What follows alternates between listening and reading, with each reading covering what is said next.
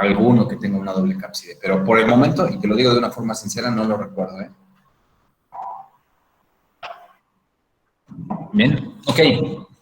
Muy bien, entonces ahora sí, ¿qué rinovirus? ¿Qué es con el rinovirus? Vamos a preguntar, ¿les parece?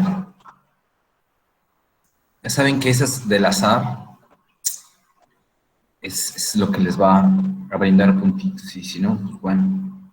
Y luego, todos los que les preguntan dicen, chin, ¿por qué me tocó a mí? ¿O no? Vamos a ver, vamos a ver. ¿A quién le preguntaremos? Van a ser 3 preguntas muy, muy, muy específicas, ¿sí?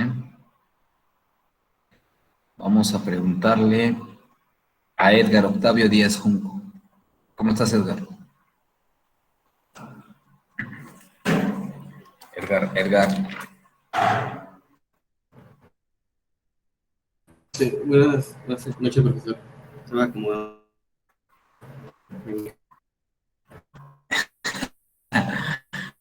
Sí, sí, sí, sí, está bien, te creeré. Vamos a ver, Edgar, dime tres síntomas muy sencillos de enfermedad por rinovirus. Rinovirus. Este. ¿Cuál? Según yo lo había notado, pero no. No, ya me di cuenta. Bien, Jainin Notario.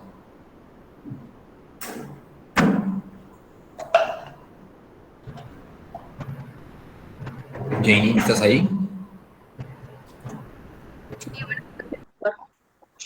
Muy bien. Dime cuál es el tratamiento para un rinovirus.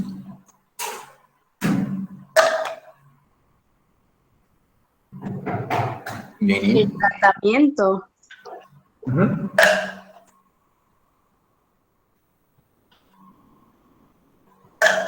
¿Cuál es Jainin? Tienes 5 segundos. Pues ayer comentó que podría ser los Kleenex. Es la mejor respuesta, pero... Okay. No, hombre, ¿y qué más? A ver. Bueno, dos, Podría ser pues... ¿Ah? ¿Cuál? paracetamol. Ajá, paracetamol, ¿cómo lo vas a dar? Pues sería dependiendo de los síntomas que presente la persona. Es un rinovirus. ¿Cómo se lo darías? Mm,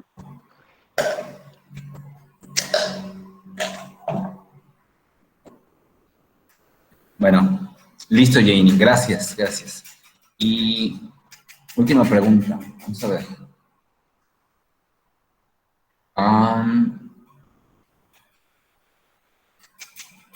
Valeria. Valeria García, ¿estás ahí? Sí, doctor. Muy bien, Valeria. Tú me vas a decir cuál es algo bueno. Vamos a ver. ¿Qué será?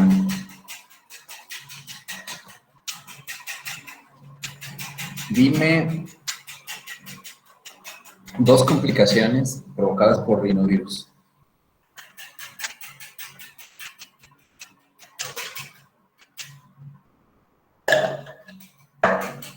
¿Cuáles, Valeria? Pues puede que sea otitis.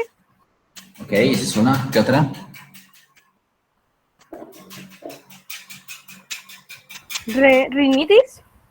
Rinitis en realidad no es complicación, es propio de la enfermedad. Bueno, para mí la faringitis. Faringitis también es propio de la enfermedad, no es tanto una complicación. ¿Cuál? Pues alguna infección en el oído. Sí, ya me dijiste otitis. De hecho, me la dijiste y te dije estaba bien. Bueno, solo recuerdo esa. Muy bien, les voy a decir una cosa, no estudian, ¿sí? ¿Podría ser neumonía? No, no causa neumonía, es extremadamente, extremadamente improbable. ¿Bien? Doctor, si no me equivoco, yo leí que el rinovirus en sí no causa enfermedades graves como tal. Claro, por eso es extremadamente raro que cause una neumonía. ¿Ven? De hecho, no recuerdo ni siquiera que exista algún caso provocado por rinovirus. Bien, entonces, Pero el papá de X disculpe, mencionaba que la rinosinusitis era como que una enfermedad aceptada. ¿una enfermedad qué, Dana? O sea, como que una complicación aceptada. ¿Una complicación aceptada? Bueno, no es una complicación, o sea, es un síndrome que te da. Es el síndrome que es la coriza, se le conoce también, y es propio del resfriado común. O sea, no es complicación de, es propio de la enfermedad. O sea, dentro de lo común de la enfermedad, eso es lo que va a suceder. Una rinosinusitis. De hecho, tú puedes tener más probabilidad rinitis, que es el proceso inflamatorio a nivel de la nariz con el escurrimiento nasal, ¿sí? Las complicaciones en realidad son la otitis media, vendría siendo una sinusitis, por ejemplo, y vendría siendo una bronquitis de tipo crónica. Eso también puede suceder en personas susceptibles. Pero bueno, les voy a explicar qué está sucediendo. ¿Me están oyendo? Como en realidad todos los grupos en un principio. Entonces, me voy a ir más rápido, ¿ok? Porque sí tengo que avanzarlo. De ustedes propiamente dependerá si leen, complementan o no. ¿Les parece?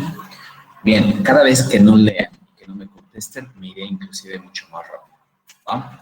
Entonces, bueno, vamos a ir con resfriado común y gripe, que dijimos era totalmente diferente. Vamos a hablar qué pasa primero con la etiología. ¿Ya se ven las diapositivas? Sí, ni les pregunté, pero creo que sí, ¿no? Sí se ven, doctor.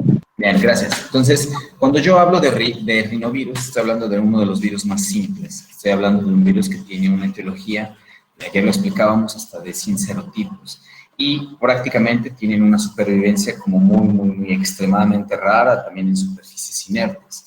Vimos ayer también qué pasaba con la fisiopatología o patogenia. En la fisiopatología dijimos que era más probable la transmisión en el contacto directo, ya sea a través de una inoculación directa, o incluso algo que se conoce como autoinoculación.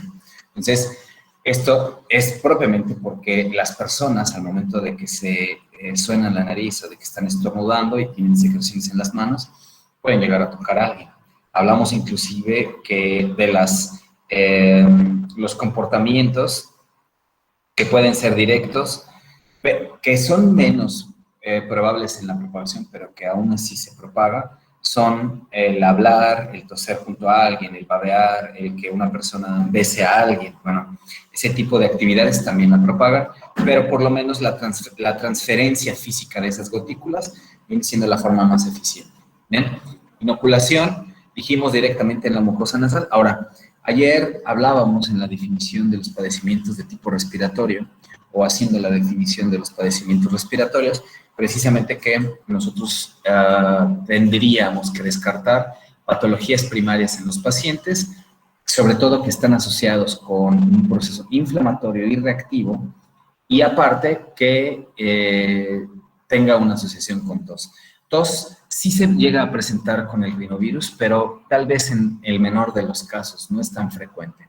Bien, y al punto en el que voy es que cuando existe ya una respuesta inflamatoria provocada por rinovirus, lo principal que va a suceder como el síntoma más común entre toda la población afectada va a ser la secreción nasal, ¿sí? En inglés, y sobre todo quienes leen en inglés, lo van a encontrar como el runny nose, ¿ok? El runny nose es precisamente toda esa secreción corizal provocada precisamente por la afectación, que aquí viene algo muy relevante. Si nosotros hacemos como un comparativo entre qué tipo de virus causan mayor sintomatología y un poco más de cronicidad, no se compara en lo absoluto con el tiempo que tiene de recuperación una persona afectada por resfriado. ¿Y por qué? Bueno, en realidad surge porque si bien las células llegan a afectarse y a infectarse por el rinovirus, únicamente lo hace una pequeña porción del epitelio, en este caso el cilíndrico ciliado. Pero el epitelio nasal propiamente no sufre ningún tipo de daño. Es decir, la capa basal que tiene el epitelio, que si ustedes leyeron un poco, no sé quién se los haya enseñado, o no sé si lo leyeron, que es histología, pero si no ha llegado la afectación de la capa basal, el proceso inflamatorio es menor. Entonces, rinovirus sucede exactamente esto. Hay afectación del epitelio, sí, pero no significativo. Por eso mismo, todas las células que son proinflamatorias, como son las interleucinas, las ciminas, las prostaglandinas, la liberación del óxido nítrico, la llegada de los polimorfonucleares, no hacen una respuesta inflamatoria tan grande. Es por eso que estas personas tienen un muy buen pronóstico. Entonces, hablar ya un poco y en específico qué va sucediendo cuando se infecta este epitelio por parte del rinovirus. Lo importante viene acá. Los virus tienen una unión a un receptor que se llama el ICAM1 y el CHDR3. ¿Qué hacen este tipo de receptores? Propiamente son receptores de lipoproteínas y que prácticamente provocan una respuesta inmunológica que conduce precisamente a la inflamación leve y un remodelamiento de vías respiratorias también leve. Si yo comparo, y así se los pongo, SARS-CoV-2 con un rinovirus, vaya, el proceso inflamatorio es sumamente significativo en SARS-CoV-2, no con rinovirus. ¿Bien? Surge, por supuesto, una respuesta inflamatoria y una remodelación de las vías, como se los estaba comentando. A razón de esta infección, el primer síntoma que va a estar apareciendo con las personas que tengan un contagio por rinovirus va a ser la secreción nasal. Entonces, lo más probable que suceda en cuestión común con infección por rinovirus será la rinitis, ¿bien? Y conforme va avanzando ya la patogenia de este tipo de virus, tiene una afectación epitelial mínima, que es lo que provoca la recuperación rápida. Sintomatología máxima entre 2 a 4 días. O sea, si bien la inoculación y el periodo de incubación también puede deberse a ese periodo, se ha visto y se ha comprobado científicamente que hay personas que tienen una inoculación demasiado rápida. Y esto debido a la susceptibilidad epitelial con la que tienen, con la que nacen o con la que se llega a afectar. Claro ejemplo son las personas que fuman. Una persona que fuma y fuma y fuma y fuma es, de hecho, dentro de los factores de riesgo más determinantes para padecer rinitis de repetición, ¿sí? O sea, lo que dice la literatura es fumar aumenta el riesgo de infección respiratoria hasta en un 50% en comparación a la población normal. Bien, entonces, si ustedes conocen personas o ustedes son adultos jóvenes que se dedican a fumar mucho, pues propiamente estarán teniendo una mayor susceptibilidad y vulnerabilidad de ese epitelio. Bien. Y respuesta inmunológica importante igual a una disminución de síntomas. Cada vez que nosotros hagamos una medición, ya que estamos entrando en el preámbulo de la inmunología, o que hemos hablado, aunque sea poco, porque eso no me corresponde a mí enseñárselos al 100%, cuando yo tengo una respuesta inmunológica, significa que los anticuerpos están ya trabajando. Entonces, a eso yo lo llamo una máxima respuesta inmunológica. Si yo lo viera como un diagrama en que existiera una curvatura, la máxima curvatura corresponde a la mayor producción, ya sea de polimorfonucleares o de inmunoglobulinas específicas. En este caso, cuando yo hablo de una mayor respuesta inmunológica, significa que ya está actuando todos aquellos mecanismos que me van a proteger y los síntomas comienzan a disminuir. O sea, sencillo. Yo veo a un paciente que tiene resfriado común y por alguna razón y porque quiera hacer a lo mejor el seguimiento de ese tipo de pacientes, pero yo lo observo y yo le hago una medición de títulos de anticuerpos específicos contra rinovirus. Aproximadamente al día 4 o al día 5, ahí voy a encontrar mayor cantidad de títulos de inmunoglobulinas. ¿Qué tipo de inmunoglobulinas? Bueno, esto también es importante. Inmunoglobulina A, inmunoglobulina G y la inmunoglobulina M. Es importante que lean también inmunoglobulinas, ¿sí? Digo, si no leen mi clase, creo que seguramente leerán menos inmunología. Inmunoglobulina A siempre se encuentra a nivel local, en este caso secreciones nasales. Inmunoglobulina G siempre es sérica y la inmunoglobulina M también es sérica. Inmunoglobulina M de respuesta rápida, inmunoglobulina G de persistencia. ¿Cuánto pueden llegar a durar los anticuerpos? Aproximadamente hasta 14 años. O sea, se ha encontrado evidencia que la producción, si bien empieza alrededor del día 5, día 7, e inclusive hasta el día 21, la persistencia es por años, ¿sí? Pero recuerden aquí lo importante. Existen tantos serotipos que si yo encuentro un serotipo totalmente diferente, pues bueno, voy a tener una respuesta sí menor en cuestión inmunológica, pero no voy a estar protegido a un 100%. ¿Bien? Esa es la razón también que comentábamos ayer por el que no se realizaba una vacuna contra un rinovirus. ¿Bien?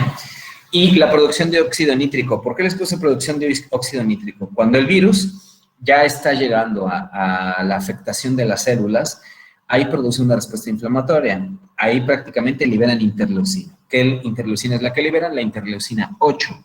¿Bien? Y, por supuesto, esto atrae a los polimorfonucleares. ¿Cuáles? Los leucocitos. ¿Cuáles leucocitos? Los granulocíticos. ¿Bien? Entonces, estas concentraciones propiamente hacen un trabajo que se llama mediador inflamatorio. Los principales que también intervienen en esto se llaman cininas o citocinas. Ya lo hemos hablado, que les dije la analogía con relación a los agentes de tránsito. Y las prostaglandinas. El efecto directo de una liberación de citocinas y de prostaglandinas es vasodilatación. Y aquí en este punto se estimula las acciones de tipo parasimpático y provocan prácticamente los síntomas de resfriado. ¿Qué pasa con el óxido nítrico? Bueno, en el óxido nítrico comienza entonces a liberarse, se produce y esto realiza algo que se conoce como el aclaramiento del virus. ¿Bien? ¿Por qué? Porque la liberación del óxido nítrico produce vasodilatación y entonces acarrea mayor tipo de células y mayor tipo de proinflamatorios. ¿Okay? Entonces, esto es la fisiopatología. Todas las enfermedades tienen una fisiopatología. Es importante para que sepan, pues, qué está sucediendo en su paciente. Cuando ustedes ya se enfrentan con eso, cuando ven al paciente y saben qué es la enfermedad, prácticamente van a tener un reconocimiento de qué epitelios se están dañando, qué tipo de respuesta está sufriendo, qué tipo de anticuerpos van a ser los adecuados para que comience a desarrollar algún tipo de respuesta inmunológica más específica, qué tipo de tratamiento y cuál es la progresión y pronóstico. Algo de los que siempre los pacientes llegan a comentar es, oiga, ¿y en cuánto tiempo se me quita? ¿Sí? Entonces, esa es de las preguntas más frecuentes de un paciente, oiga, ¿y en cuánto se me quita esto? ¿Puedo ir a mi fiesta de no sé cuándo? ¿Puedo salir a no sé qué? Bueno, porque nosotros conocemos la progresión de la enfermedad y podemos decir, pues, probablemente sí, probablemente no, o definitivamente no. ¿Bien? Con relación a la fisiopatología, también recuérdenlo, no existe ninguna evidencia de que un resfriado común se adquiera por exposición al clima frío, a mojarse o a enfriarse. Recuérdenlo, no depende del frío. El frío no enferma. ¿Bien?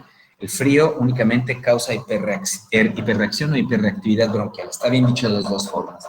Y para personas sí susceptibles, sí podría generar pues, una exacerbación sintomatológica y en algunos casos, para personas también con una susceptibilidad mayor, podría provocar, pues sí, la adhesión más rápida por este mismo punto de hiperreactividad de algún tipo de virus, X virus, ¿sí? Entonces, dentro de los factores de riesgo, ya nada más para complementar un poco, porque ya les dije cuál es uno de los más importantes. Uno de los más importantes es fumar, ¿bien? Exposición a contactos infectados aumenta el riesgo de infección. Si yo conozco que alguno de mis compañeros tiene resfriado común, alguno de mis familiares, y estoy prácticamente conviviendo con él, tengo mayor probabilidad de padecer. Tocar conjuntiva o la nariz, no lo tengo acá. Tocar, por ejemplo, las conjuntivas y la nariz aumenta el riesgo de infección. Por eso la importancia ahora de que todos y cada uno de ustedes sepa cómo defenderse ante una enfermedad que es punto de objeto de salud pública actual. Digo, si me puedo proteger contra SARS-CoV-2, también lo puedo hacer contra un rinovirus. ¿Bien?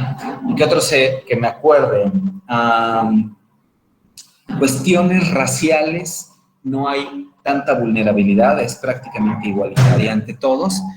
Sí se ha visto, por alguna razón, que en hombres pueden tener un riesgo ligeramente mayor, pero aún no es significativo. Es decir, cuando se hace un estudio clínico, siempre se entregan las conclusiones y se determina si existen condicionantes o a lo mejor factores que tengan que vigilarse. En este caso, no es significativo el hecho de que en algunos casos o estudios poblacionales las personas que más se infectan sean los varones. Esto en realidad, sobre todo en algunas poblaciones, tiene mucho que ver con la actividad social que tengan. O sea, si hay muchísimo más hombres, ejemplo, en el ámbito laboral, en una fábrica X, por supuesto, van a tener una mayor propagación o factor de riesgo. ¿Bien? Creo que es todo de lo que por lo menos me acuerdo de los factores de riesgo. Lactancia no produce infección por rinovirus. Ajá.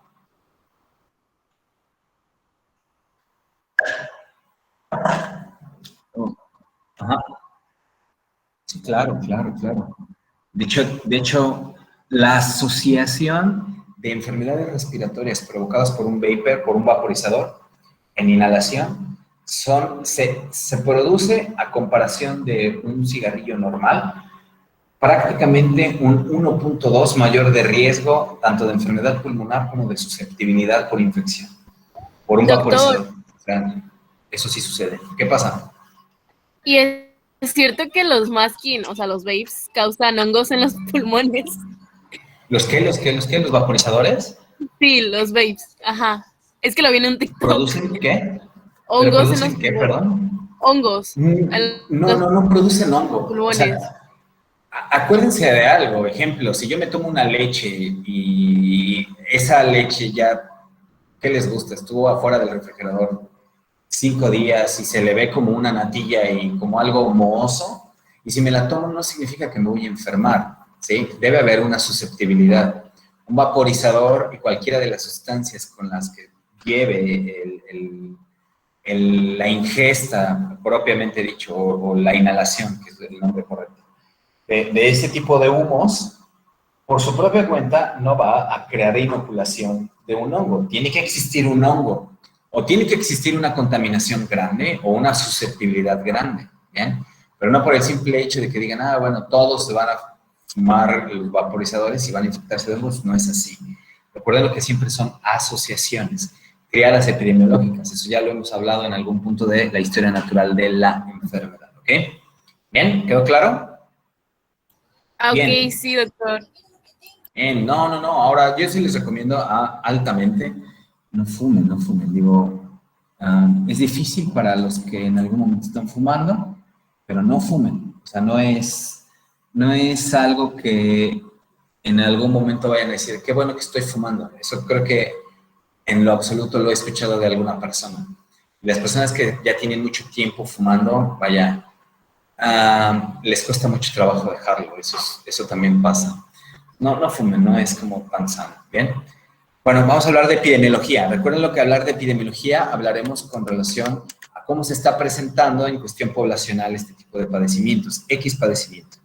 Primero, las estadísticas que siempre vamos a presentar son más probables que vengan fuera de México. Eso lo tienen que saber. ¿Por qué? Porque, pues, no somos un país que se dedique a hacer investigación. O sea, si ustedes buscan cuáles de los, entre PubMed puede haber un estudio de rinovirus en México, digo, no sé cuántos aparezcan, ¿no? Pero la gran mayoría de la información proviene de o Estados Unidos o de países de primer mundo en Europa. Así es que esta epidemiología, yo por lo menos la retomo muchísimo con la norteamericana, porque ellos tienen una población muy variada en cuestión étnica, en cuestión de razas. O sea, nosotros, o me refiero a nosotros como latinos o hispanohablantes, tenemos unas características genéticas y anatómicas muy peculiares y que nos puede hacer vulnerables para ciertas enfermedades y resistentes hacia otras. Entonces, cuando me muestran a mí información poblacional epidemiológica o de salud pública de Estados Unidos, bueno, la adopto más que cualquier otro tipo de país por el simple hecho de que tenemos muchos connacionales viviendo y también latinoamericanos viviendo en Estados Unidos. Entonces, ¿qué dice la epidemiología? Recuérdenlo, rinovirus se presenta en todos los años, pero existe también un periodo mucho más frecuente en todo.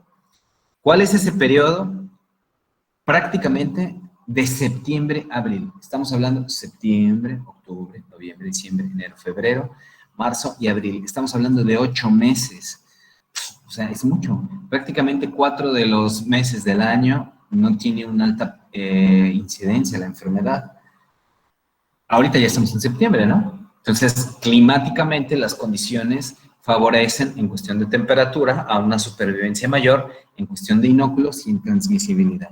Así es que esto prácticamente ya estamos en una temporada de rinovirus. ¿Bien?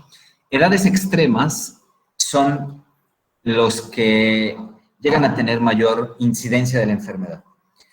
Hablábamos en un principio en cuestión de términos generales para enfermedades respiratorias, grupos de edad en adultos y grupos menos de los 16 años. Entonces, siempre van a ser más vulnerables las edades menores de los 16 años. Pero si yo ya soy muy específico con relación a la edad, la incidencia del rinovirus es mucho más alta en neonatos y niños en preescolar. ¿Bien? A menudo de que van creciendo estas poblaciones, se van acercando o pasan ya la primaria o la secundaria, bueno, ya la incidencia decae muchísimo. Pero si yo hago estadísticamente esa gráfica, uno de los grandes picos se presenta en menores de 5 años, casi es la tasa de incidencia mayor. ¿Bien? Y también sucede que existe un grupo poblacional extremadamente alto en cuestión de edad. O sea, también las personas arriba de los 60 años, en específico arriba de los 65, tienden a desarrollar una gran cantidad de síntomas por resfriado común. Bien, entonces, principal causal, dijimos, es rinovirus. ¿Por qué? Porque el sistema inmunológico ahí decae, o sea, ya no es tan fuerte ni reacciona tan rápido como en los años mozos de cualquier persona. Bien, entonces por eso las edades extremas hay que tenerles mucho cuidado. Si ustedes seguramente o escucharon algún anuncio de radio o vieron alguno de estos comerciales que eran muy repetitivos antes, digo, ahora ya no veo tanta televisión, pero si estás en temporada de invierno, cuida a los adultos mayores y cuida a tu bebé o algo así decían. Y tápalo bien y colócale casi que una bufanda. Bueno, ¿por qué? Porque recuerden que el frío no enferma, pero puede ser un causal asociado para una mayor vulnerabilidad. ¿Bien? Entonces, las edades extremas siempre son las que tienen que vigilarse más. Infección de tipo mundial. No hay absolutamente ningún país que esté libre de rinovirus. Si vamos a estadísticas internacionales, se han encontrado en todas las áreas remotas del mundo. ¿Bien? O sea, habla un artículo muy importante de cómo se creía en la década de los 90s que todavía se hablaba de grupos poblacionales étnicos en Brasil, en específico en el área del Amazonas, que se les consideraba como poblaciones vírgenes que no tenían ningún tipo de propagación de enfermedades, y no es así. Se hizo evidencia que los anticuerpos ya venían desde hace mucho tiempo y que la propagación de los rinovirus se ha mantenido también de una forma muy directa. Sexo, masculino menor de 3 años y femenino mayor de 3 años. ¿Qué significa esto? Si yo hago una demografía relacionada con edad y sexo, y yo lo estoy viendo, o sea, es más probable que un varón menor de 3 años adquiera más rápido la enfermedad que una niña de su misma edad. Y se invierte al paso de estos años. Ahora, una de las grandes preguntas que siempre les hago a todos, ¿por qué explican ustedes esto? O sea, ¿por qué un varón menor de 3 años se puede infectar con mayor probabilidad, y eso es evidente en las gráficas de epidemiología, más que una mujer, o sea, una niña menor de 3 años? ¿Por qué? La higiene. Correcto, ¿sí?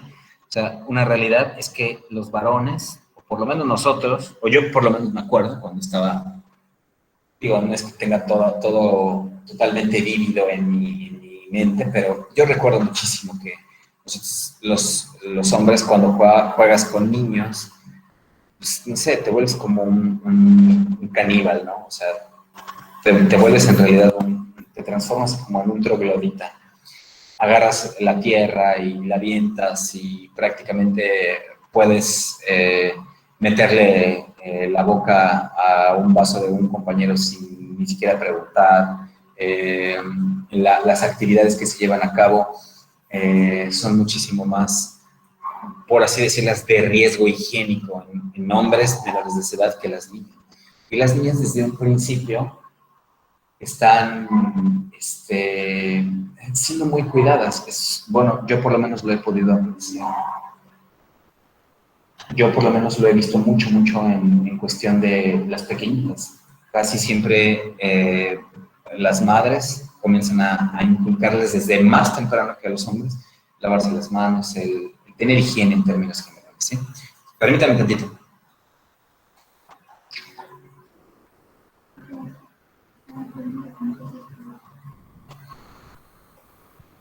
Bien, esa es la razón. Y ya después de los 3 años se invierte. ¿Por qué? Porque, vamos a llamarlo, no es que se equipare la cuestión higiénica, ¿sí? Sino que las mujeres tienden a desarrollar los anticuerpos un poco más lentos. O sea, no es ni siquiera significativo, pero las tablas de los anticuerpos en menores de 6 años suceden después de los 2.7 años, 3 años, por eso lo tasan en esa forma, ligeramente con un día de atraso, o sea, casi un día de atraso, no es un día de atraso, casi un día de atraso, ¿bien? Es por eso nada más. La raza, nativos americanos y esquimales, o sea, si vemos a esa demografía, todos se infectan de la misma forma, pero los esquimales, porque puedan tener un mayor cambio en los epitelios, podrían desarrollar un resfriado común con mayor tasa. Sobre todo, lo que se ha visto en este tipo de grupos poblacionales es que los esquimales, si bien pueden infectarse casi igual que cualquier otra población, desarrollan más frecuentemente las complicaciones. ¿Bien? Una de las preguntas que hice hoy es precisamente eso. ¿Cuál es una de las complicaciones más frecuentes? La otitis media. ¿Bien? El pronóstico es excelente. Si yo tengo un paciente, lo primero que que me va a preguntar, oiga, ¿y cuánto se me va a quitar? Bueno, se te va a quitar relativamente en unos 5 días, ¿sí? Con un tratamiento podríamos acortarlo tal vez un día, pero no es magia, o sea, no hay medicamentos que de la noche a la mañana te lo quiten. Algunos por la activación inmunológica eficiente los neutralizan más rápido, pero no es porque el medicamento haya sido totalmente mágico, ¿bien? El pronóstico por eso es excelente. En la gran mayoría de los casos, yo les puedo decir, en el 99.5% de los casos, ¿sí? Bien, vámonos ahora sí con las manifestaciones clínicas. Cuando yo hablo de esta sintomatología, tengo que explorar a mi paciente y él usualmente me lo va a referir. Entonces, casi siempre cuando llegan los pacientes con esto, nosotros empezamos a preguntar, bueno, ¿desde hace cuánto tiempo tienen? ¿Y qué le sucedió? Y bla, bla, bla. Hay que ser por estas situaciones también muy directas en la sintomatología. ¿Bien? ¿Qué pasa? El rinovirus ya vimos fisiopatológicamente cómo infecta al tracto respiratorio superior. Principalmente dijimos la nariz. Entonces, por ese mismo sistema inflamatorio local, la rinorrea, ¿sí? El escurrimiento nasal, el nombre correcto es así, rinorrea, es el síntoma más característico de un resfriado común. Y ya les comenté, si nosotros hablamos en cuestión de diferenciación entre una gripe o gripa a un resfriado común, la gran mayoría va a estar marcada por los picos febriles y la ligera hipertermia que puede suceder en el caso del resfriado común. Entonces, estas manifestaciones se deben considerar como la más común. Una persona usualmente va a tener un enrojecimiento muy, muy significativo en la zona anterior de la nariz o de la columela, y aparte va a tener esta presencia, el escurrimiento nasal con goteo. El goteo, en la gran mayoría de los casos, por arriba del 90%, es de cuestiones hialinas. Bien, eso sí, se explica muy bien en la literatura médica que la rinorrea podría cambiar a una mucopurulenta, ¿sí? ¿De qué dependerá? Bueno, pues de las asociaciones y los grados de afectación epitelial que ahora se tengan a nivel local. Bien, persistencia de esta rinorrea de una forma muy normal o muy natural, esa tal vez es la palabra, inclusive hasta 10 a 14 días, ¿sí? Ahora, es muy, muy, muy raro que esto suceda. Yo, por lo menos, o sea, haciendo clínica, nunca he visto a un paciente con un resfriado común que tenga una persistencia más allá de los 7 días, ¿sí? O sea, es extremadamente raro. Yo no lo he visto, pero está descrito que sí sucede. Así es que tenerlo nada más en cuenta, ¿bien? Tos. Tos no es tan significativo en este tipo de casos. ¿Por qué sucede la tos? También por irritación del epitelio a nivel orofaringeo. Entonces, la sequedad que se pueda tener a nivel de la garganta o de la orofaringe provoca una leve irritación, un dolor muy leve, o sea, nada es comparado con una odinofagia severa, por lo menos de lo que sucede en un caso de Streptococcus pneumoniae o inclusive de Streptococcus pyogenes o inclusive de virus de Epstein-Barr que causa la enfermedad del beso, ¿sí? Esos son dolores extremados.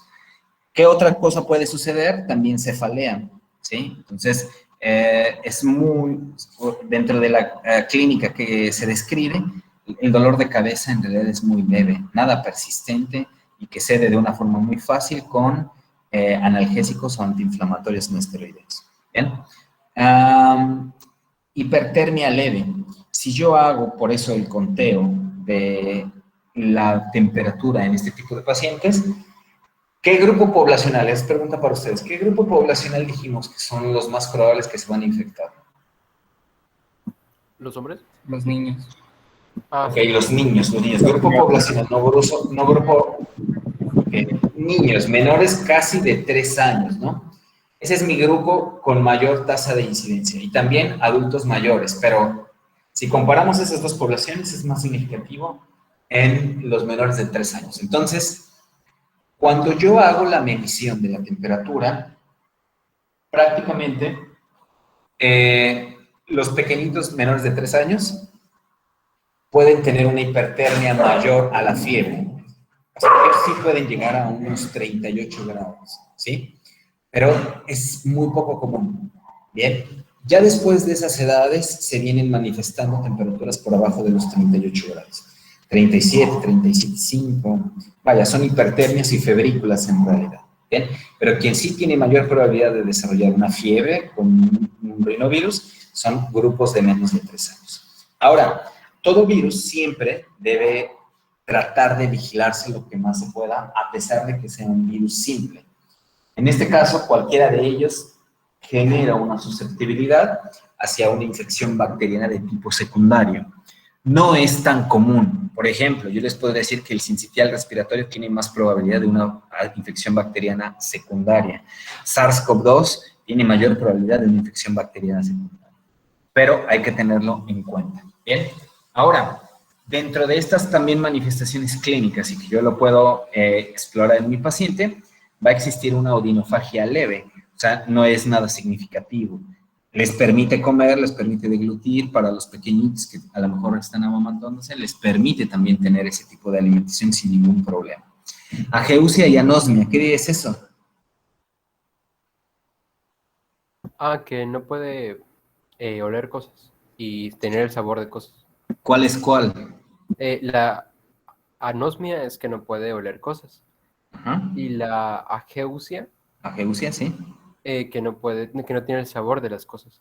Bueno, yo les voy a comentar, hace poco, tal vez menos de una semana, tuve a una paciente y que me estaba comentando porque le hice una prueba y me decía, bueno, yo hace como 2 meses sí me enfermé y me dolía la garganta y tosí y prácticamente me dolía el pecho al toser y tuve por ahí fiebre, ¿no? Pero sé que no fue COVID. Y yo le pregunté, ¿se hizo usted alguna prueba? Y me dijo, no me hice ninguna prueba. Y yo, ¿y cómo sabe que no es COVID o que no fue COVID? Dice, es que no perdí el olfato y no perdí el gusto. Entonces, ¿qué les dirían? ¿Quién me dice qué le dirían a un tipo de paciente con ese tipo de creencias o afirmaciones como la que me dijo? Es decir, yo no tuve COVID porque no perdí el olfato ni perdí el gusto. Que no todos son iguales, que no todos muestran la misma sintomatología. ¿ok? Y que aparte, lo que yo en realidad te dije, y que sería tal vez lo más correcto, es que la pérdida del olfato y la pérdida del gusto no son propios de la enfermedad por COVID, ¿sí? O sea, si bien se pueden presentar en COVID y si bien no se pueden presentar en COVID, no hay una regla establecida, y si llegan a aparecer, no significa que sea COVID, ¿sí? Hay un montón de enfermedades que pueden compartir la geusia y la anosmia, ¿bien? Entonces, eso no es exclusivo de SARS-CoV-2. Ronquera, o sea, esto también es muy, muy poco frecuente que se presente una ronquera. Irritabilidad, por supuesto, sobre todo en los pequeñitos, igual de la misma edad. Y obstrucción de los senos paranasales también es menos. Y como complicación dijimos otitis. Esa es tal vez la principal que hay que vigilar en los pacientes con rinovirus. Bien. Ahora, en la exploración física, esas son las manifestaciones clínicas que me dice mi paciente, o que me refiere su madre, porque los pequeñitos no van a consulta solos, ¿no? Cuando yo hago la exploración física, por supuesto tengo que hacer todo. No saben la cantidad de signos vitales que se inventan en un hospital. Créanlo, es muchísimo. Y una de ellas, por lo menos para padecimientos respiratorios, que no tendría que omitirse, es la toma de la temperatura. Bien, entonces un paciente usualmente cuando yo lo exploro y tengo una asociación ya clínica que podría tratarse de un rinovirus, yo voy a encontrar a un paciente en la gran mayoría de los casos con una temperatura no mayor a los 38 grados centígrados. Bien, eso debe entenderse. Nariz enrojecida, eso yo lo puedo ver. Recuerdo que en la exploración física yo soy quien trata de determinar objetivamente, ahora sí, lo que me está refiriendo el paciente. Entonces, este runny nose con la secreción que les comentaba, que veíamos en la diapositiva anterior, puede ser abundante, puede ser goteante, principalmente de características hialinas. Dijimos también que pueden ser mucopurulentas, sobre todo en niños. Vaya, son en los primeros días. Durarán aproximadamente unos 3 días. ¿Cuál es la causa? Y al que me lo diga, le voy a dar 0.5. ¿Cuál es la causa de que se presente una secreción mucopurulenta? ¿Por qué se presenta una secreción mucopurulenta en algo que es un virus? ¿Nadie quiere el 0.5? Creo que la única que ¿Porque tiene se es daña el Alondra. epitelio? ¿No? Alguien escuché otra voz, por ahí se escuché dos, y alguien nada más escuché la de porque se daña el epitelio, ¿no? Porque Alergia, los cilios ayudan, No, alergia no. porque los cilios del tejido ayudan a salir a las secreciones de moco. No, no tanto eso, o sea, sí tiene que ver, pero el que se convierta, sí ven la diapositiva, ¿no? Esto es hialino, es transparente, ¿bien? ¿Por qué se convertiría en algo purulento, en algo blanco? Así de sencillo, es por el sistema leucocitario que migra al sitio de la infección viral.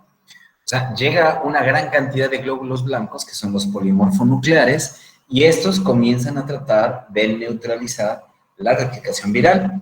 Entonces, no es una asociación bacteriana.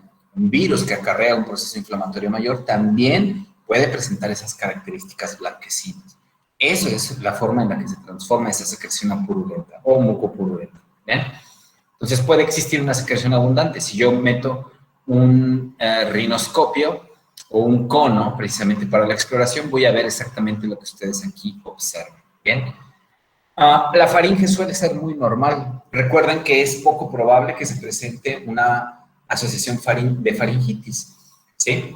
Sí puede existir, sí, pero casi la evidencia clínica me va a determinar una coloración muy normal. Pregunta importante. En este tipo de pacientes, ¿voy a poder observar un crecimiento amigdalino significativo? Sí, no, ¿y por qué? Voy a darle 1.5 a quien me lo diga.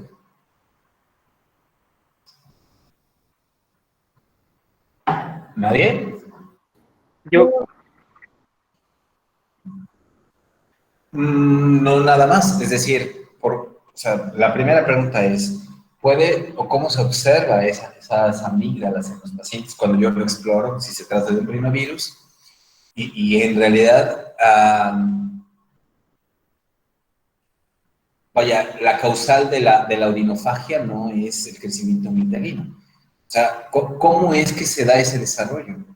Si bien la respuesta puede estar asociada a lo que se comentó de un paciente puede tener una asociación bacteriana, sí. O sea, el que yo tenga un crecimiento amigdalino, por supuesto, me va a dar con mayor probabilidad el crecimiento de las amígdalas. En los virus es extremadamente raro. Yo no voy a ver amígdalas crecidas en cualquiera de sus grados. Hay 4 grados de crecimiento amigdalino. ¿Bien? Y ahí yo ya no aplico criterios de Centor. Ya los veremos después, los criterios de Centor, pero prácticamente no hay un crecimiento amigdalino. Coloración normal. ¿Qué color tiene la orofaringe?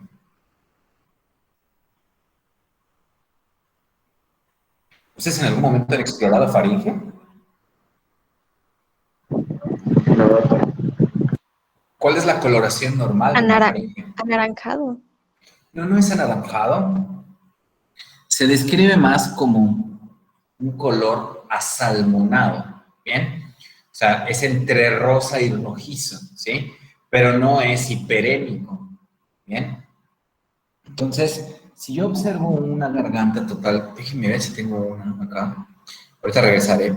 Pero bueno, esto que ustedes están viendo acá, ¿sí? Es una pared totalmente enrojecida.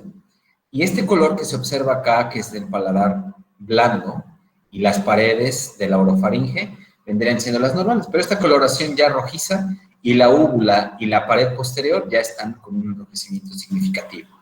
Esto es un enrojecimiento muy significativo que me hace referencia hacia una faringitis. Faringitis, no faringoamigdalitis, faringitis, es decir, proceso inflamatorio de la pared faríngea, ¿correcto? Entonces, la exploración voy a encontrar en la gran mayoría una faringe normal. Adenopatías, ¿qué es una adenopatía?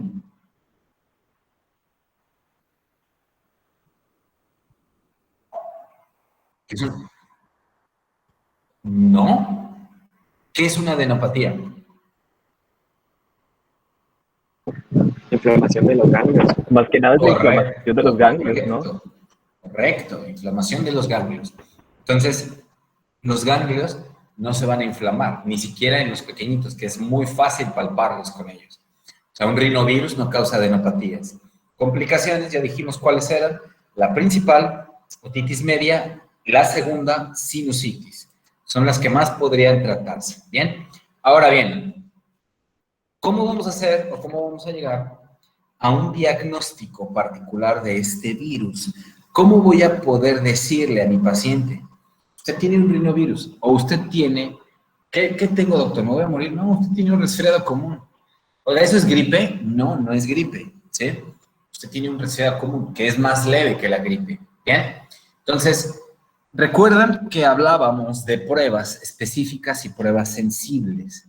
Si yo quiero hacer el mejor diagnóstico para realizar la determinación de un rinovirus, puedo hacer prácticamente un cultivo viral. Puedo hacer una reacción en cadena de la polimerasa, que es la PCR, ¿bien? Porque son las que más me van a dar evidencia de que es ese virus. Pregunta, ¿cuántos de ustedes que han tenido resfriado común han hecho un cultivo viral y una PCR? ¿Cuántos de ustedes? En realidad, nadie. Y nadie en su sano juicio, siendo médico que tenga algún tipo de conocimiento, va a solicitar un cultivo viral y una PCR. Cuando estábamos hablando de pruebas altamente sensibles y pruebas altamente específicas, les dije, siempre se comparan con un gold estándar, que es prácticamente la máxima eficacia para la prueba, que tiene la mayor probabilidad de determinar una prueba como positiva porque identifica la etiología, o me resulta positiva, o me hace evidencia del diagnóstico. Estas pruebas, que no son gold estándar, pero son las más específicas, es el cultivo viral y la prueba de PCR. Económicamente no es viable, ¿sí? Por eso también ténganlo en cuenta. No la prueba más específica es siempre la mejor, ¿bien? Ahora, ¿cómo voy a hacer el diagnóstico de un paciente que tiene resfriado común asociado con rinovirus? Por clínica, así de sencillo, ¿sí? Si yo tengo a un paciente que me dice, doctor, fíjese que empecé ayer con escurrimiento nasal. A veces como que se me irrita un poquito la garganta y tos, ¿ok? ¿Ha tenido fiebre? No, no he tenido fiebre. Lo exploro, no tiene fiebre. Le reviso la garganta, está normal. Le reviso el oído medio, está normal. No palpo adenopatías, no hay crecimiento amigdalino. ¿Qué es? Es un resfriado común, no es ni siquiera una gripe, ¿bien? Entonces, yo hago el diagnóstico de un rinovirus por clínica, así de sencillo, ¿bien? Ahora sí, si yo tengo a un paciente que tiene escurrimiento nasal, tos, que tenga dolor faríngeo, que tenga hipertermia y que sobrepase y que tenga fiebre establecida, esté tosiendo, tosiendo y tosiendo, y que se sienta en realidad muy mal, porque esto ya genera un síndrome sistémico mayor, lo primero que tendría que hacerle en el mes de septiembre de 2021 es una prueba de SARS-CoV-2, ¿bien? Pero, ¿se entiende por qué tengo que hacer el diagnóstico con clínica? ¿Todo se entendió? Sí.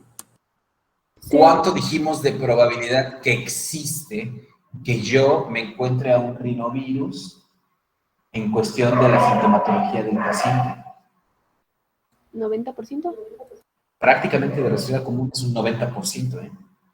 O sea, si yo hablo de enfermedad respiratoria aguda, hay una mayor probabilidad que se trate de un virus. Si yo hablo que un paciente tiene resfriado común, un 90% de los casos es provocado por rinovirus. Espérenme un momento.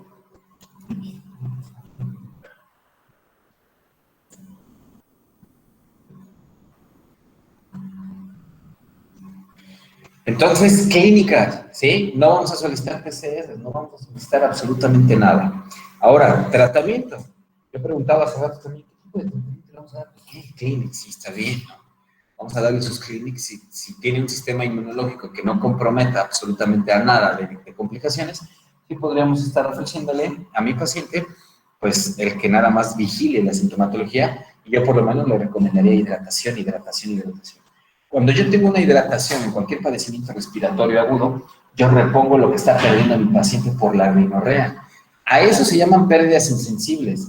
Cada vez que nosotros estamos hablando, cada vez que nosotros estamos tosiendo, estornudando, tenemos pérdida de agua. A eso se le conoce así, pérdida insensible, porque no puede medirse, ¿bien?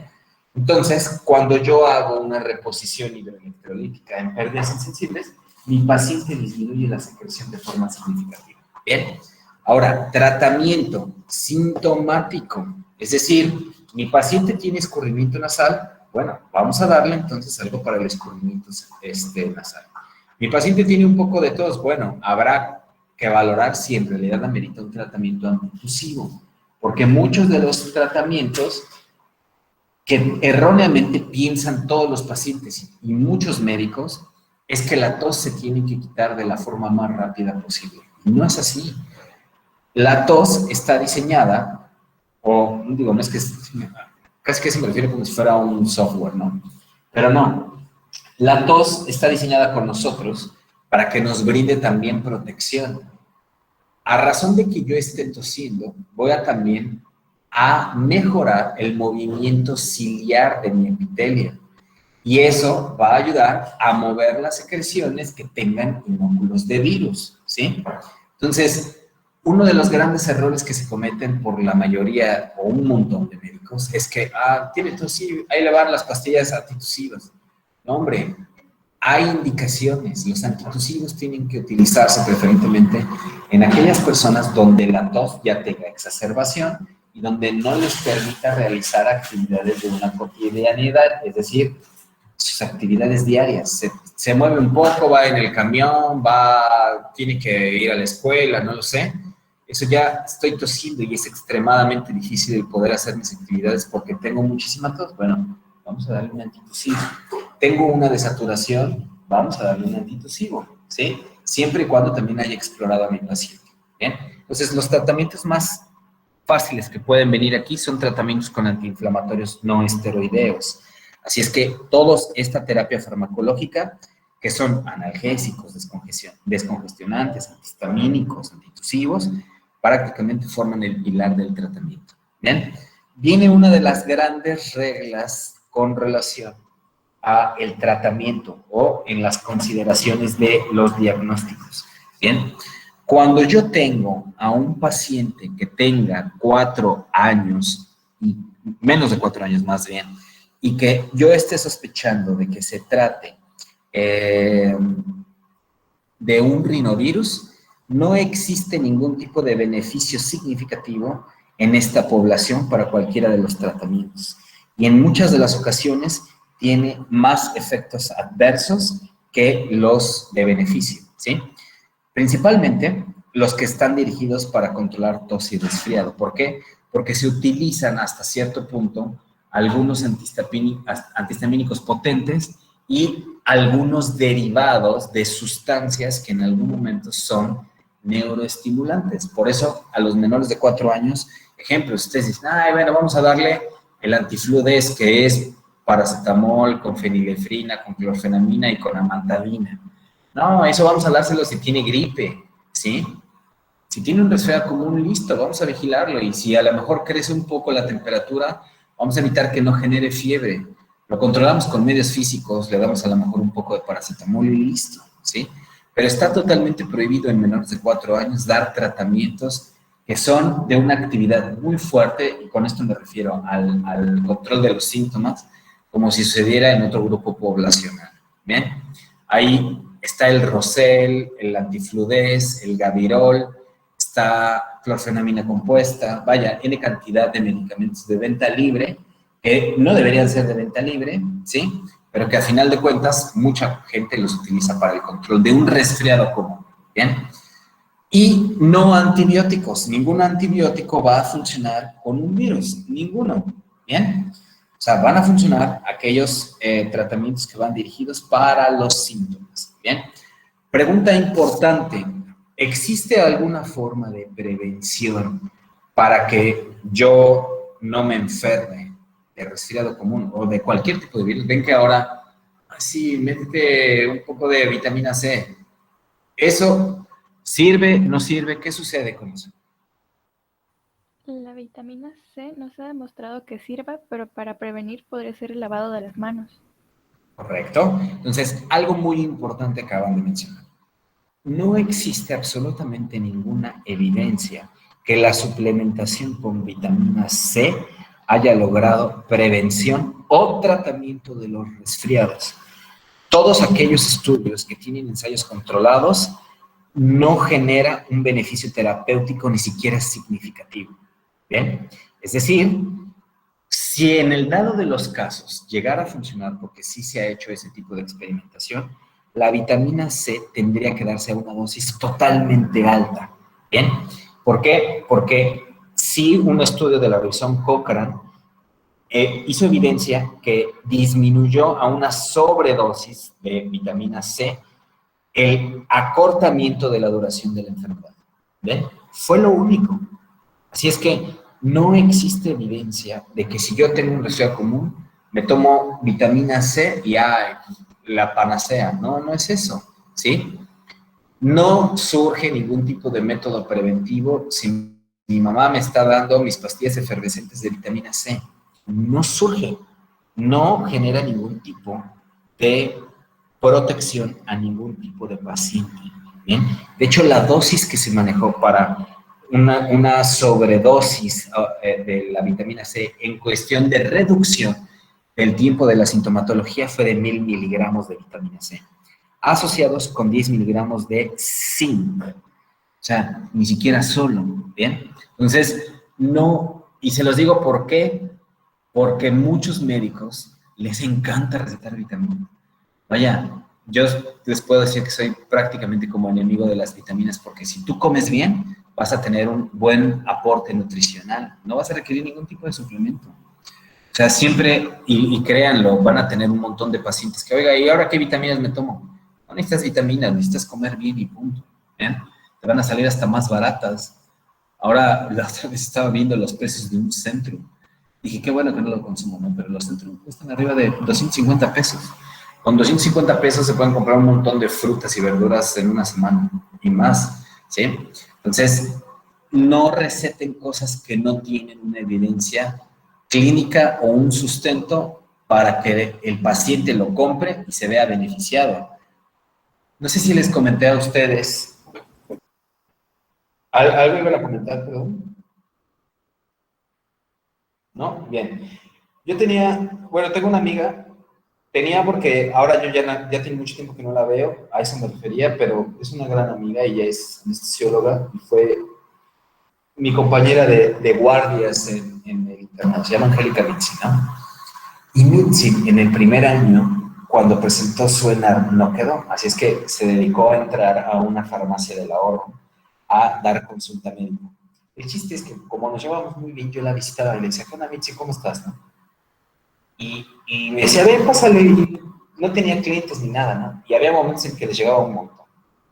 Y de repente veía como todos los recetarios tenían, por lo menos de la farmacia del ahorro, tenían un papel calca para ver qué tipo de control llevaba el médico y qué había recetado.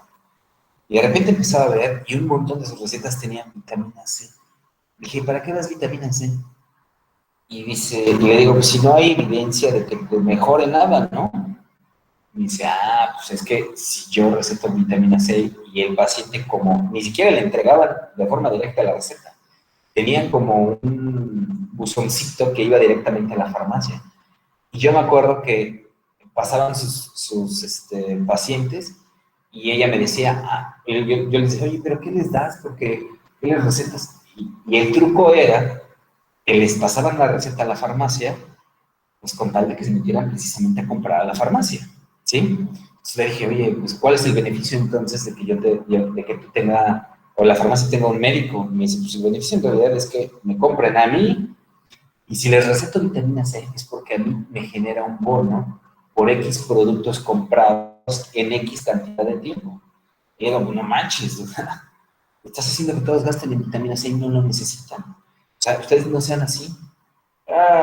Yo la terminé casi perdóname, le dije, está bien, te perdono porque eres mi amiga, pero no lo hagas. O sea, no tienen que utilizar la medicina como un medio para que un paciente, por la credibilidad que les tenga que gastar más, ¿sí?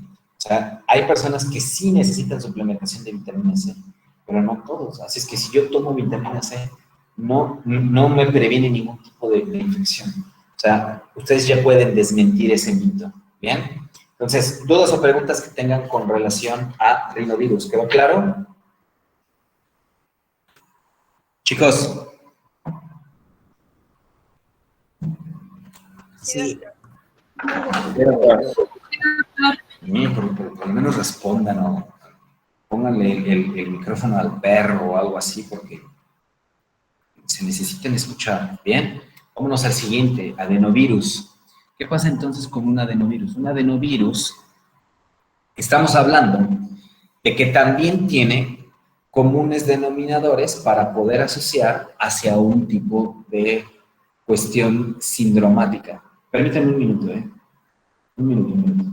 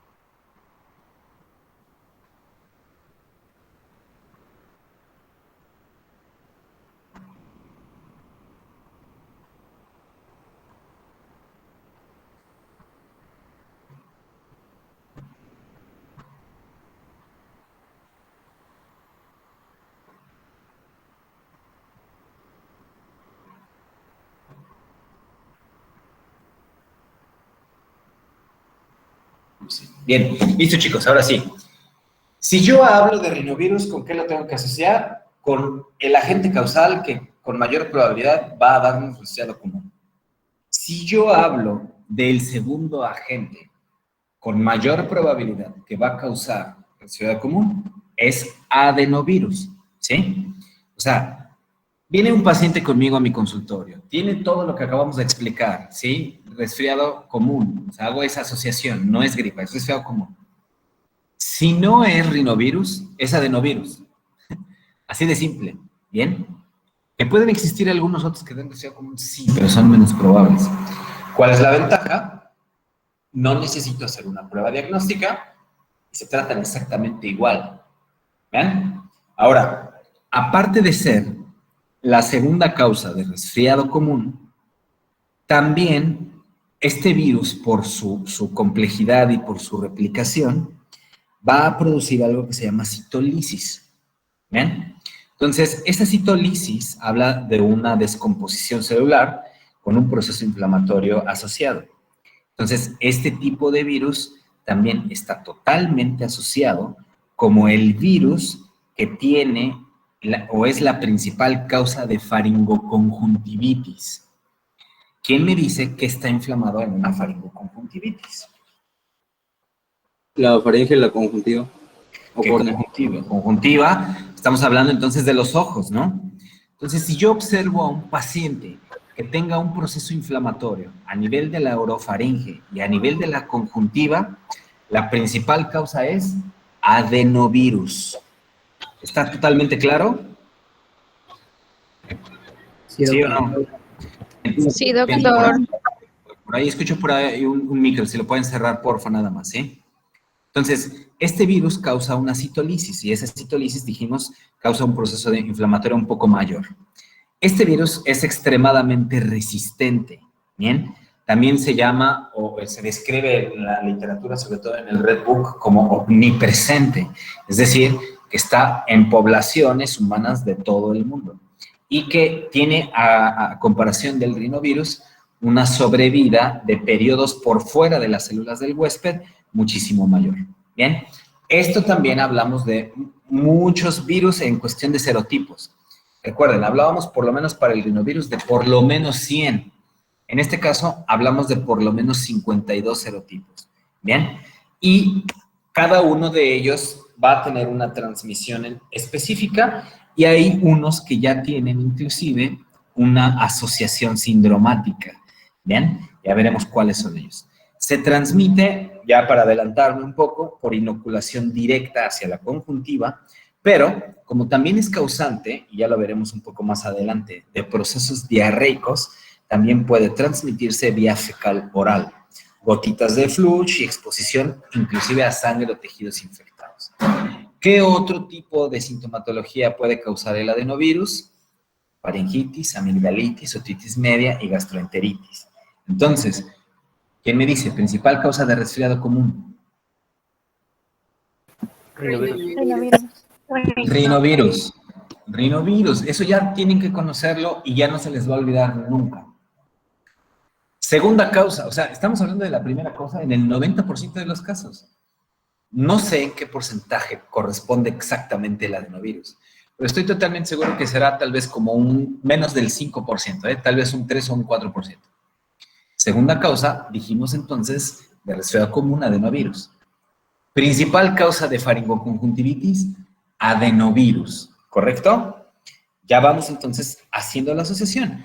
Cuando veamos CRUP, principal agente etiológico, tal. Cuando veamos neumonía asociada a la comunidad o adquirida en la comunidad, Streptococcus pneumoniae. Cuando veamos neumonía intrahospitalaria, Staphylococcus aureus. Cuando veamos cavitaciones, principal agente etiológico, tuberculosis. ¿Bien? Todo tiene una clave, todo tiene una forma de hacer evidente al patógeno, muchas veces en cuestión de sospecha. Ahora sí, si está indicado hacer una prueba, vamos a hacer la prueba. ¿Es económica la prueba? Vamos a hacerla. ¿Está accesible la prueba? Vamos a hacerla, ¿sí? Porque así vamos a hacer evidencia. Sin embargo, no todas, como en el caso que acabamos de ver del rinovirus, se hacen pruebas diagnósticas. Yo hago el diagnóstico con simple clínica, así de sencillo, ¿bien? Entonces, este es un virus de características ADN que no tiene envoltura y corresponde a un ADN bicatenario. ¿Qué grupo de Baltimore es este virus, adenovirus? ¿El 1? ¿El 1? El 1, correcto. Virus ADN bicatenario, es grupo 1 de la clasificación de Baltimore. 52 serotipos, 6 especies, ¿sí? Y muy, muy estables en el medio ambiente, mucho más estables con relación a lo que es el rinovirus. También si yo lo veo en términos generales, que esta es la estructura, también lo voy a asociar con infecciones leves. O sea, de lo que más leve van a ver es el resfriado común y eso se lo vamos a atribuir en el 90% de los casos a un rinovirus. Bien, etiología. Hablar un poco de esta etiología, dijimos es un ADN bicatenario, lineal, no segmentado. Bien, tiene alrededor de 30 a 38 kilobases y aparte tiene un periodo de incubación entre 2 a 14 días, algo muy similar que sucede con los coronavirus. ¿Sí? Serotipos. Ahora, esto es muy importante. Si yo les hablo, seguramente lo sabrán, tal vez no son de la época, a mí me tocó más, entonces tal vez tendrían unos 8 años o 7 años, pero si yo les hablo de la fiebre porcina, ¿cuál es el serotipo asociado del ortomixovirus? Virus influenza, ¿y cuál es el serotipo?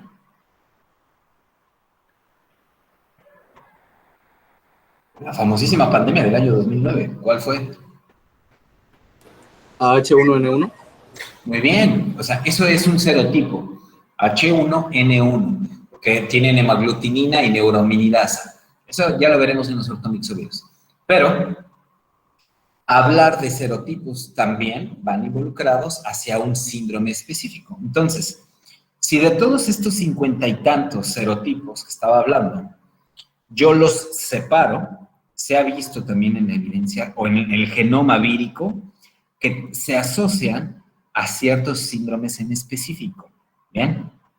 Lactantes, es decir, la enfermedad que acabamos de ver, ya sea una faringoconjuntivitis o un síndrome de resfriado común, va a ser más probable con los serotipos 1, 2, 5 y 6 en los lactantes. En edades escolares, el 3 y el 7.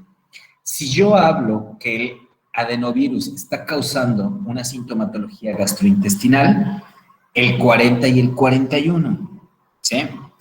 Ahora, en Estados Unidos se dieron cuenta más o menos en la década de los 70 que existieron brotes muy, muy importantes en bases militares, ¿sí? Entonces, se dieron cuenta que esa asociación era extremadamente alta en cuestión de contagio en aquellas personas que vivían en compañías. ¿Por qué? Pues porque la transmisibilidad era muy alta. Entonces, si yo hablo de que existe una transmisibilidad a nivel militar por reclutas militares que ya viven en hacinamiento y que están causando infección de tipo gastrointestinal, los serotipos involucrados es el 40 y el 41 de adenovirus.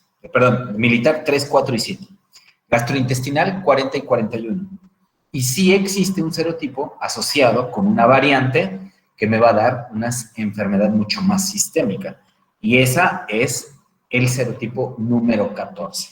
¿Ok? Entonces, ¿qué les pregunto usualmente en el examen? Paciente recluta militar que tiene una evidencia en una prueba diagnóstica de un adenovirus. ¿Cuál es el serotipo más probable? 3, 4, 7, 40, 41, 1, 2, 3 o el 104. ¿Ok? Así vienen las preguntas. Así es que estos serotipos me interesa muchísimo el que se aprendan cuáles son los que dan síntomas gastrointestinales y cuáles son los asociados a reclutas militares. Porque en esos reclutas militares que creen el gobierno, que tiene dinero y se puede dar esos lujos, les hicieron una vacuna contra los serotipos 3, 4 y 7. Todos los militares en Estados Unidos que tengan una convivencia en centros de adiestramiento o bases militares se vacunan contra adenovirus, específicamente el 3, el 4 y el 7. ¿Bien? Ninguna otra población, únicamente ellos. ¿Ok? Bien. No tengo la menor idea. Es decir, se hizo evidencia de que los reclutas comenzaron a tener una sintomatología muy asociada en esa década. Ninguna otra población tenía mucha evidencia, prácticamente hasta, inclusive en las guerras que sucedían, Guerra Fría y todo esto, de que ellos se infectaban con esta parte. ¿Por qué? No lo sé. Seguramente, o sea, tenía mucha la convivencia con la aparición de brotes y el hacinamiento. Es decir, sucedía algún entorno favorable precisamente para que proliferaran. De hecho, hay un estudio muy significativo de que los adenovirus 4 y el 7 sobre todo se detectaron en casilleros, se detectaron en armas, ¿sí? Y en ropa de cama de los militares. ¿Bien? Así es que no sé por qué, no, o sea, nunca me he metido al rollo de saber cuál es la principal origen o causa raíz de que esos serotipos sean específicos para los reclutas militares. O sea, tiene que ver, por supuesto, con el entorno, ¿no? ¿Bien? Entonces, bueno, fisiopatológicamente, ¿qué sucede con este tipo de pacientes? Dentro de la fisiopatología tenemos que el virus, al momento de que ingresa a nuestro organismo, va a llevarse a cabo por los mismos mecanismos que vimos con el RCA común y puede tener una infección y replicación a nivel del sistema respiratorio, a nivel del ojo, por supuesto, porque es la principal causa de faringoconjuntivitis. Puede darnos también una enfermedad a razón de de infección del tubo digestivo y también de las vías urinarias. O sea, puede hacerse evidencia porque tiene un tropismo mayor. Eso ya deben saber lo que es el tropismo, ¿bien?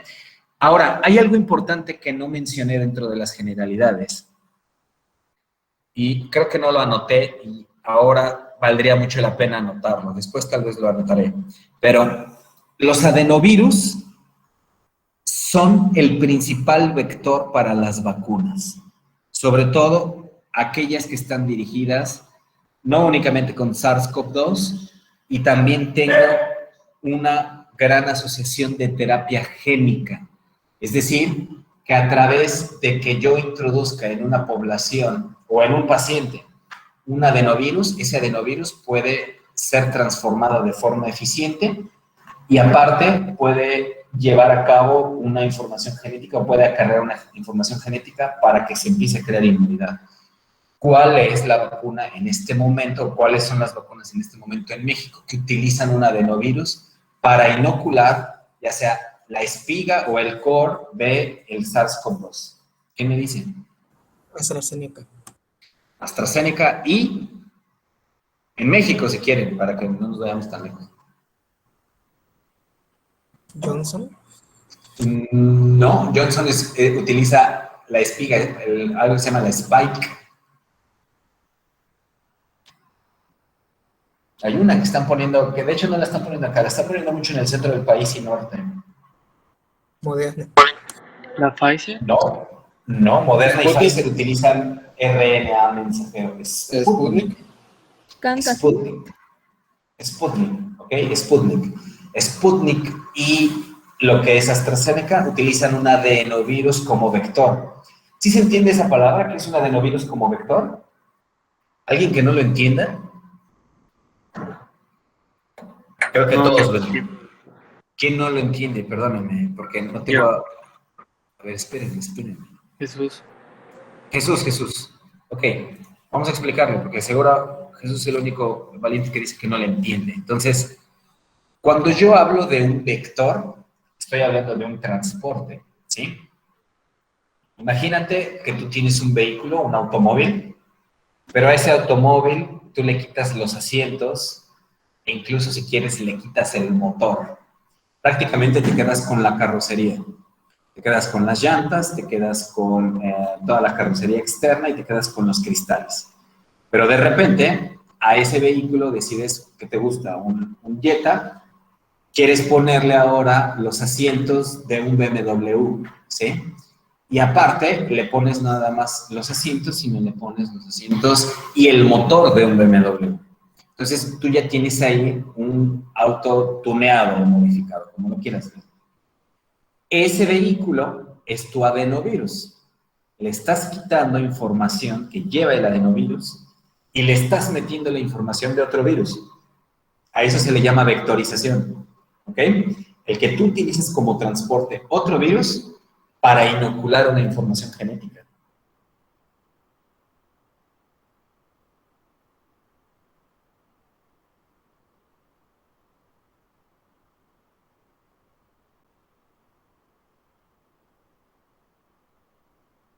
proteínas de la espiga y el core del SARS-CoV-2.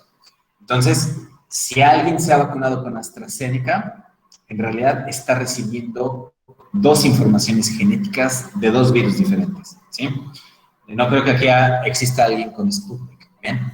Porque, les digo, en la gran mayoría de los casos están en el centro y en el norte del país. Así es que, doctor, muchos de ustedes seguramente, bueno, o algunos de ustedes tengan AstraZeneca, y si tienen AstraZeneca, bueno, les inocularon un adenovirus con información genética de SARS-CoV-2, ¿ok? Eso es Jesús, ¿se entendió que es un vector? Sí, doctor. Muy bien. Entonces, ¿qué más? A ver, alguien iba a preguntar algo, perdónenme. ¿Nada? Bien. Doctor, Entonces, es por el hecho de que la vacuna esté hecho con el vector de otro virus, que los efectos secundarios sean así de feos. Toda vacuna genera un proceso y una reacción inmunológica. Acuérdense que es la capacidad antigénica. La capacidad antigénica es la capacidad de dar una respuesta inmunológica. El hecho de que lleve un vector no significa que vaya a generar un proceso infeccioso. Y tampoco implica que para todas las personas que se vacunen con AstraZeneca vayan a tener una respuesta exacerbada. Si ustedes están teniendo una reacción inmunológica, significa que está actuando sus leucocitos y sus células productoras, que son las interleucinas y los linfocitos B y T, para generar anticuerpos. Entonces, están llevando a cabo como si fuera un proceso o respuesta inflamatoria controlada. ¿Por qué controlada? Porque no les están inoculando absolutamente ningún virus con capacidad de replicación. Les están inoculando un virus totalmente controlado genéticamente para que nuestro sistema inmunológico tenga el reconocimiento y provoque un anticuerpo específico para ese antígeno, ¿ok? Pero no significa que por eso muchos la pasaron mal con AstraZeneca. Hay personas, y yo se los puedo decir, que ni siquiera tuvieron un cosquilleo. O sea, en términos generales, no es 100% verídico, pero a mayor respuesta inmunológica implica que el paciente está generando una buena respuesta hacia el antígeno inoculado, ¿sí? Así es que, o sea, si alguien de ustedes pasó mala noche o 2 días o algo con la inoculación de AstraZeneca, pues bueno, fue debido a que su sistema inmunológico estuvo reaccionando contra el adenovirus y contra el core o espiga de SARS-CoV-2, ¿bien? ¿Qué más tiene este virus? ¿Quedó claro? ¿Qué pasa con los vectores? Entonces, en la gran mayoría... Y en caso de que, por ejemplo, el cuerpo no reaccione y no cause como que tantos síntomas después a la vacuna, ¿significa que nuestro cuerpo no está desarrollando, no está teniendo una respuesta inmunológica? No necesariamente, ¿sí? O sea, el hecho de que tú no hayas... Yo les puedo decir, yo tengo Sinovac, ¿no? Y con Sinovac, en ninguno de los dos casos, yo sentí absolutamente nada. Y tengo unos títulos de anticuerpos muy suficientes, ¿sí? ¿De qué depende? Pues depende mucho de la respuesta inmunológica y la probable exposición a similitud o virus que tengan alguna semejanza genética. ¿Bien? O sea, eso es una realidad. ¿Qué pasa con rinovirus que acabamos de ver? Si yo me vuelvo a enfermar de un resfriado común, lo más probable es que tenga cada vez síntomas menos prolongados y que tengan una autolimitación más rápida. O sea, puede suceder exactamente lo mismo porque está descrito en la literatura con algunas vacunas o con algunos virus. SARS-CoV-2, por ejemplo, ¿por qué a algunas personas no les da absolutamente nada de sintomatología? Bueno, porque puede tener una respuesta más eficiente, ¿sí? Entonces, no las personas que a lo mejor pasaron desapercibida la vacuna significa que no tengan anticuerpos. No es así. Bien, por supuesto generaron una reacción. ¿En qué cantidad? Bueno, ya tendríamos que hacer un estudio que sí lo hay para saber qué cantidad de títulos de anticuerpos tienen, ¿no? Pero yo les puedo decir que yo tengo suficientes títulos con una vacuna que está determinada con menor efectividad para contagios que lo que es AstraZeneca, ¿sí? Así es que nada de qué preocuparse si ustedes pasaron asintomáticos la inoculación de la vacuna, ¿bien? Entonces, bueno, limitación en ganglios linfáticos regionales. Algo que hace el adenovirus es que se queda precisamente en las regiones. Dijimos la palabra hace rato de adenopatías, que era el proceso inflamatorio de los ganglios linfáticos. Este adenovirus sí tiene un poco más de persistencia en ese tipo de tejido linfático. Así es que es más probable que se pueda presentar adenopatías también con una asociación de infección por este tipo de virus. Pueden tener algo que se conoce como la infección lítica, que es precisamente ese rompimiento de las células con un mayor acarreamiento de polimorfonucleares. Pueden dar una infección crónica y pueden algunos tener una transformación oncogénica.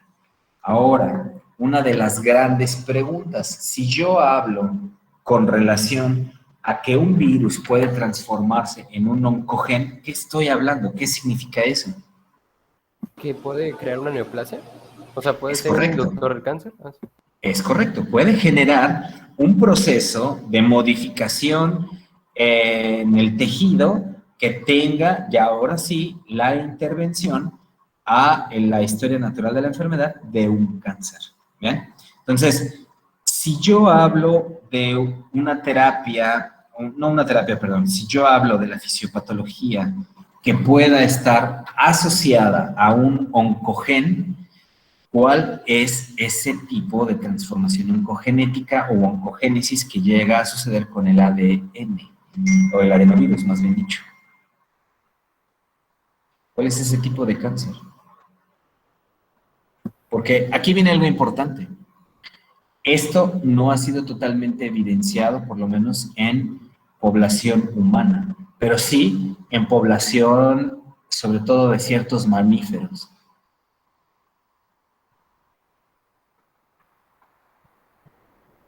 Genera principalmente un tumor en células ganglionares. Es algo muy similar a los linfomas, ¿bien? Vuelvo a repetirlo, no está asociado por el momento en una transformación oncogénica a nivel humano, pero sí, principalmente en los roedores, que ya saben que son los que más casi están señalados o destinados, desafortunadamente, en muchos de los casos, para las pruebas científicas, ¿no? Sí se ha visto esa inducción. En cuestión de la infección lítica, ocurre básicamente porque los virus ingresan a las células epiteliales y, vuelvo a mencionar, se replica tanto que afecta precisamente y genera una citolisis, y eso produce una respuesta inflamatoria. Cuando ya tenemos una infección por un adenovirus, cualquiera de ellos, sí, desencadenan una inmunidad eficaz y duradera. Es decir, puede generarse una prolongación de los anticuerpos también por años. Pero esto también es importante. No se evita una reinfección en el 100% de los casos. Vuelvo a repetirlo, entre más serotipos tengamos, vamos a tener una mayor probabilidad de... Permítame.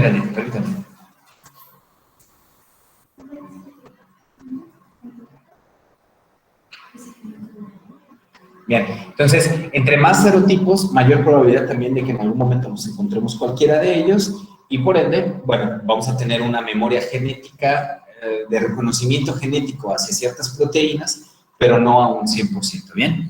Y se genera un estado de portador. ¿Qué significa un estado de portador? ¿A qué hago referencia con un estado de portador?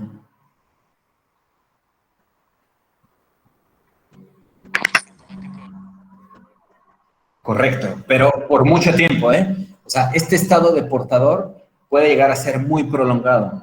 Puedo tener a un paciente que tenga al virus, que no presente síntomas y que básicamente pueda ser generador de otro contagio, ¿ok? Eso es el estado de portador. Doctor, ¿eso está relacionado? Disculpe, ¿eso está relacionado con los colonizadores que hablábamos ayer? Los colonizadores, hablamos más en cuestión de bacterias. Para los virus es extremadamente raro que, por lo menos hablando de los adenovirus, que se mantenga un estado de portador por años. O sea, se aumenta el estado de portador casi siempre por meses, 4 a 5 meses. Después de eso puede ya existir una erradicación. Un estado de portador vendría siendo casi con la misma similitud que las bacterias en cuestión de que tengan la infección. O sea, es decir, que tengan el hecho de que se quede dentro del tejido por un tiempo prolongado, ¿sí? Pero no sucede tanto como con las bacterias. Con las bacterias sí estoy hablando de años, años y años, ¿sí? Ahí sí se queda casi de por vida. Muy bien. Espérame un tantito. Macarena, ven aquí. Ven. Ven aquí.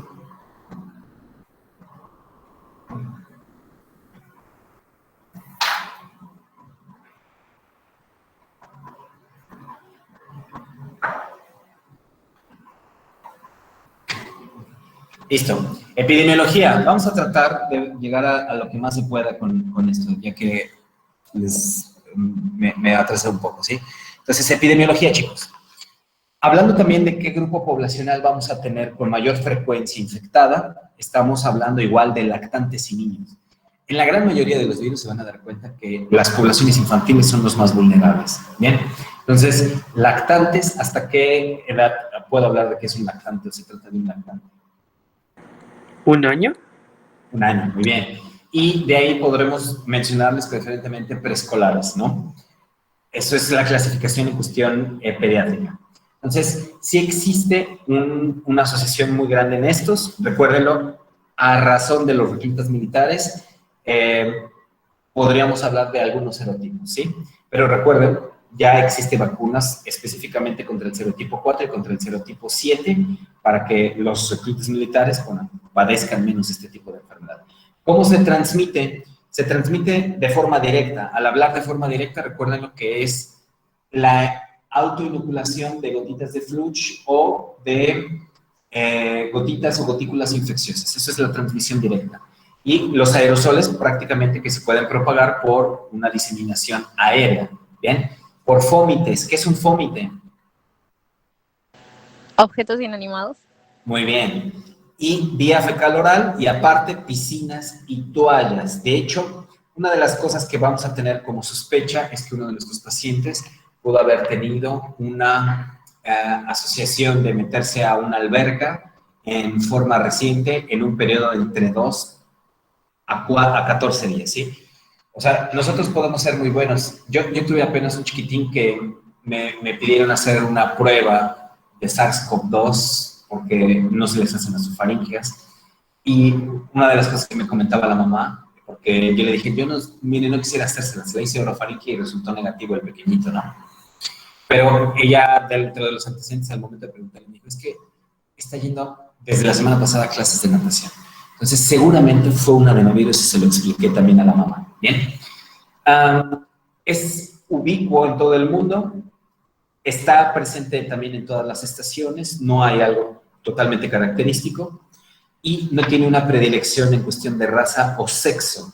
Bien. Así es que todos por igual nos podemos infectar. Existen brotes y son muy típicos, eso sí. Manifestaciones clínicas. Lo vamos a dejar aquí. Bien. Para que ya mañana hablemos de manifestaciones clínicas de los adenovirus y aparte ya entremos a los coronavirus, ¿sí? Que fíjense, ya estamos hablando de resfriado común también, pero después ya vamos a hacer la introducción a SARS-CoV-2, ¿correcto?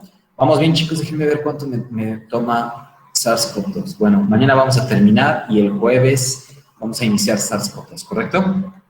Necesito que estudien. Creo que no están estudiando y creo que se están confiando.